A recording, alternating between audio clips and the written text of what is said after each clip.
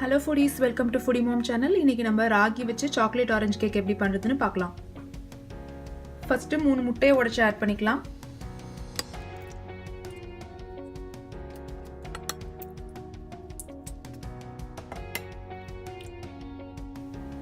இப்போ இந்த முட்டையை நல்லா பீட் பண்ணிக்கலாம்.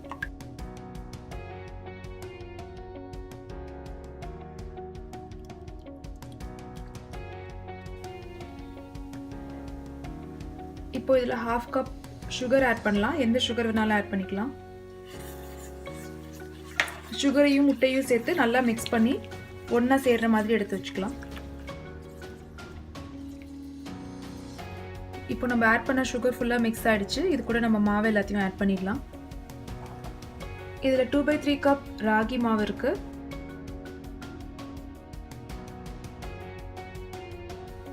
ராகி மாவை ஆட் பண்ணிட்டேன். இப்போ இதுல 6 டேபிள்ஸ்பூன் கொக்கோ பவுடர் இருக்கு. அதையும் ஆட் பண்ணிடலாம்.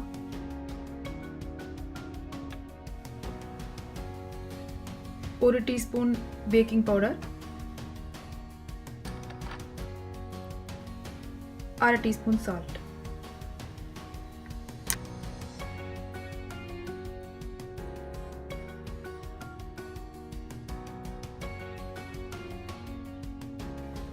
இதை இப்போ மிக்ஸ் பண்ணிடலாம்.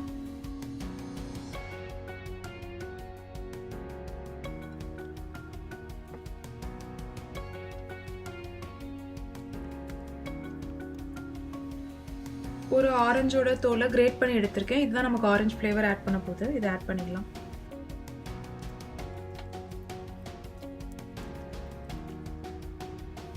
இது கூட 1/3 கப் ஆரஞ்சு ஜூஸ் ஆட் பண்றேன்.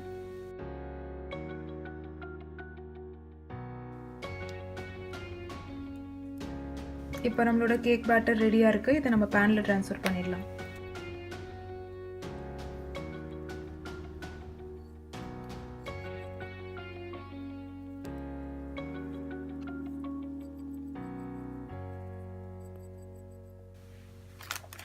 இதை இப்போ 350 டிகிரி ஃபாரன்ஹீட் அல்லது 180 டிகிரி செல்சியஸ்ல வச்சு பேக் பண்ணி எடுத்துடலாம்.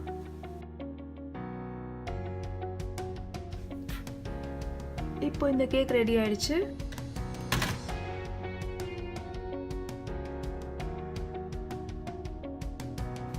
இதுல கிரீம் சீஸும் சுகரும் ஆட் பண்ண போறேன். இதுல 1/3 கப் கிரீம் சீஸ் இருக்கு.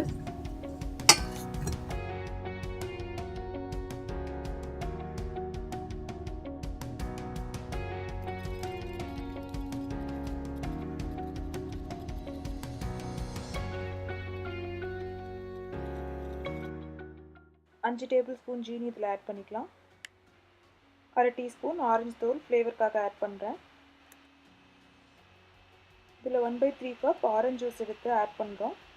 ஸ்லோவாக கொஞ்சம் கொஞ்சமாக ஆட் பண்ணலாம். ஏன்னா நமக்கு ஃப்ராஸ்டிங் ஊற்றுற கன்சிஸ்டன்சியில் இருக்கணும். ரொம்ப திக்காக க்ரீம் மாதிரி இருக்கக்கூடாது. தேவையான கன்சிஸ்டன்சி வந்தோடனே நிறுத்திடலாம்.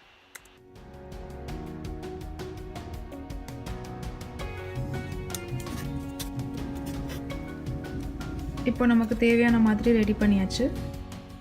ஒரு ஸ்பூனுக்கு பின்பக்கமாக வச்சு கேக்கில் ஓட்டை போட்டுக்கலாம். அப்போ தான் நம்ம ஊற்றுற க்ரீம் இதில் நல்லா இறங்கும். இப்போ க்ரீம் ஆட் பண்ணி ஒரு 3 ஹவர்ஸ் ஃப்ரிட்ஜில் வச்சு சில் பண்ணிடலாம் கேக்கை. 1/3 கப் க்ரீமை டபுள் பாய்லர் மெத்தடில் வச்சு ஹீட் பண்ணலாம். அது பாயில் ஆனதும் அது கூட நம்ம 1/3 கப் சாக்லேட் சிப்ஸ் ஆட் பண்ணலாம்.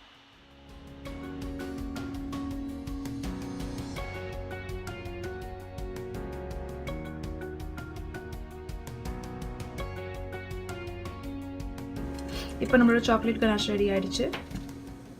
கனாஷ் ஆறுனதும் நம்மளோட சில்டு கேக்கில் அதை ஸ்ப்ரெட் பண்ணிடலாம். கனாஷை ஸ்ப்ரெட் பண்ணி இன்னொரு 2 ஹவர்ஸ் ஃப்ரிட்ஜில் வச்சோம்னா நம்ம கேக் நல்லா செட் ஆகிடும்.